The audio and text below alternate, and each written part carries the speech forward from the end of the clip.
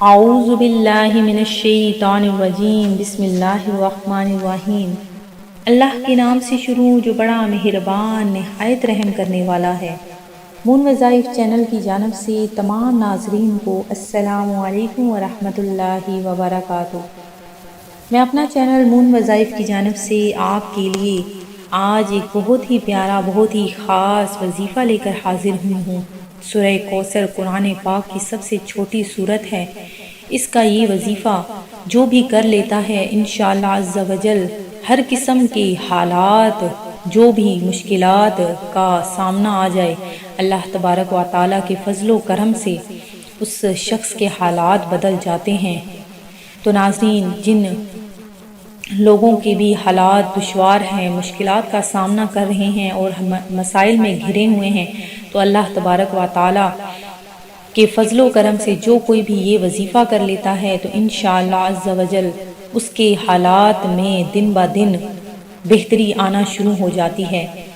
فرمان مصطفیٰ صلی اللہ علیہ وآلہ وسلم ہے کہ جس نے مجھ پر 100 مرتبہ درود پاک پڑھا، اللہ پاک اس کے دونوں آنکھوں کے درمیان لکھ دیتا ہے کہ یہ نفاق اور جہنم کی آگ سے آزاد ہے اور اسے بروز قیامت شہداء کے ساتھ رکھے گا۔ تو ناظرین، درود پاک پڑھتے ہوئے ساتھ ہی ساتھ ہمارا آج کا وظیفہ کرتے ہوئے جن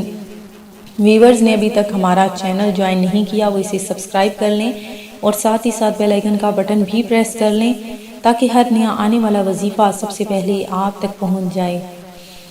حضرت سیدنا سفیان ثوری رحمۃ اللہ علیہ فرماتے ہیں کہ اپنے بھائی کی غیر موجودگی میں اس کا ذکر اسی طرح کرو جس طرح اپنی غیر موجودگی میں تم اپنا ذکر ہونا پسند کرتے ہو۔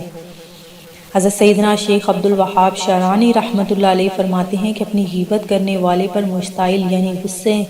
ہونا مناسب نہیں، اس سے تو تمہیں محبت کرنی چاہیے کہ اس کی غیبت کرنے کی وجہ سے تمہیں ثواب حاصل ہو رہا ہے، اگرچہ اس نے اس بات کا قصدن یعنی ارادہ نہیں کیا۔ مزید فرماتے ہیں کہ جو شخص اس آدمی پر غصہ کرے جس کی نیکیاں اپنے ہاتھ میں آ رہی ہیں وہ بے وقوف ہے، البتہ کسی شرعی وجہ سے غضبناک ہونا صحیح ہے۔ تو ناظرین، یہ جو میں نے چند احادیث آپ کے سامنے پیش کی یہ غیبت سے متعلق ہیں کہ اللہ تبارک و تعالیٰ کے حضور میں اگر ہم دعا کرتے ہیں تو اپنے مسلمان بھائی کے لیے بھی دعا کریں کہ اللہ تبارک و تعالیٰ سب کو ہدایت نصیب فرمائے، آمین۔ تو میں جو آج آپ لوگوں کے لیے وظیفہ لے کر حاضر ہوئی ہوں بہت ہی پیارا، بہت ہی خاص وظیفہ ہے کہ اللہ تبارک و تعالیٰ کہ قرآن پاک، کلام پاک کا یہ بہت ہی پیارا سا چھوٹا سا عمل ہے۔ جو شخص بھی یہ عمل کر لیتا ہے اس کی تقدیر اللہ تبارک و تعالیٰ کس طرح سے بدل دیتے ہیں اور اللہ تبارک و تعالیٰ کے فضل و کرم سے، فضل و عنایت سے ہر چیز سیدھی ہو جاتی ہے۔ جس شخص کے کاروبار میں تنگی ہے، جو شخص پریشان ہے کہ اس کے کاروبار میں ترقی نہیں ہو رہی، اس کے رزق میں برکت نہیں آ رہی، تو اللہ تبارک و تعالیٰ اس کے رزق میں آسانیاں فرما دیتا ہے، اس کے رزق میں غیب سے اسباب پیدا فرما دیتا ہے اور جس کسی کو بھی جو بھی مشکلات پریشانیاں ہیں وہ ختم ہو جاتی ہیں۔ تو آپ نے کیا کرنا ہے کہ بس چھوٹا سا یہ عمل کر لینا ہے۔ سورہ کوثر کا بہت ہی پیارا، بہت ہی خاص وظیفہ ہے کہ جو کوئی بھی شخص صبح اٹھتے ہی اپنے سر پر ہاتھ رکھ کر سورہ کوثر کو بس صرف 7 بار اول و آخر 11 بار درود پاک پڑھ لیتا ہے تو اللہ تبارک و تعالیٰ اس کی قسمت میں 4 چاند لگا دے گا، اس کی قسمت، اس کی تقدیر کو بدل دے گا۔ اللہ تبارک و تعالیٰ اس کے گھر میں رزق کی بارش نازل فرما دے گا اور اس کے گھر میں جو بھی تنگیاں، جو بھی مسائل ہیں، اگر وہ قرضے میں